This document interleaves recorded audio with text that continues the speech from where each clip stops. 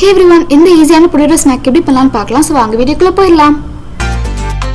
First potato வேக வச்சுக்கலாம். அதுக்காக குக்கரில் 3 விசில் வச்சு ஒரு பிஞ்சில் உப்பு போட்டு வேக வச்சுக்கிறேன். அதுக்கப்புறம் கோல்ட் வாட்டரில் சோக் பண்ணி ஸ்கின்னை பீல் பண்ணி எடுத்துக்கலாம்.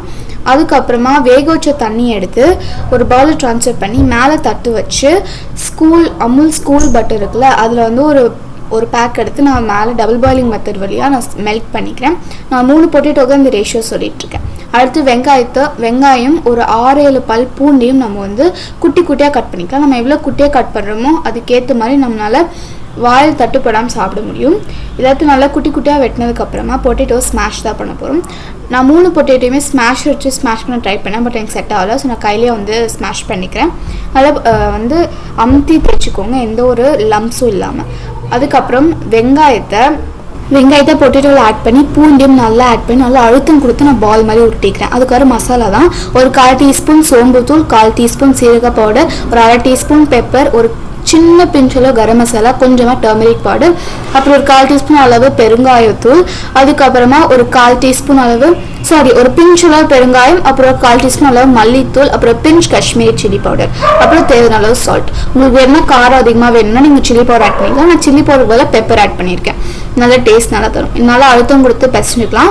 அதுக்காக நம்ம வந்து குட்டி குட்டி உருண்டையாக நம்ம உருட்ட போகிறோம். அதுக்கு ஒட்டாமல் இருக்கிறது நான் பட்டர் அப்ளை பண்ணிவிட்டு குட்டி குட்டியாக உருட்டிக்கிறேன். இது 3 பொட்டேட்டோக்கு எனக்கு ஒரு 11 பால்ஸ் கிட்ட வந்துச்சு எனக்கு. அடுத்தது கேஸ் ஆன் பண்ணிவிட்டு நான் பேன் எடுத்து வச்சுக்கிறேன். ஸோ பேன் வந்து நான்ஸ்டிக்காக யூஸ் பண்ணிங்கன்னா கொஞ்சமாக பட்டர் அப்ளை பண்ணால் போதும். கேஸ்டிங்னா நிறைய ஆயில் அப்ளை பண்ணணும். எதுக்கு பட்டர் அப்படின்னு கேட்பீங்க. அது சைட்ஸ் அண்ட் எட்ஜஸ்லாம் நல்லா கிறிஸ்பியாக வரணும்னு நீங்கள் பட்டர் அப்ளை பண்ணிங்கன்னா நல்லா டேஸ்டியாகவும் இருக்கும், கிறிஸ்பியாகவுமே இருக்கும்.